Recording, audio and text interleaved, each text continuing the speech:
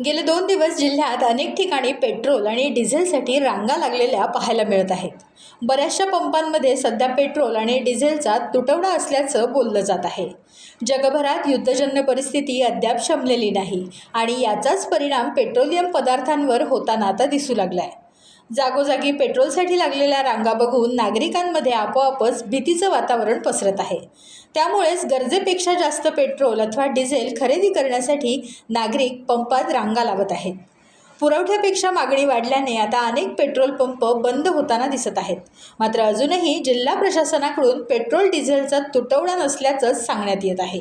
त्यामुळे जिल्हा प्रशासनावर विश्वास ठेवावा की सध्या लागलेल्या रांगांमध्ये नंबर लावून मिळेल तितकं पेट्रोल खरेदी करावं, असा प्रश्न सर्वसामान्यांना पडला आहे. एकूणच सर्वत्र नागरिकांमध्ये संभ्रमाचं वातावरण आहे. टाइम्स डिजिटलला लाईक करा, शेअर करा, सबस्क्राईब करा आणि बेल आयकॉन दाबायला विसरू नका. Times digital.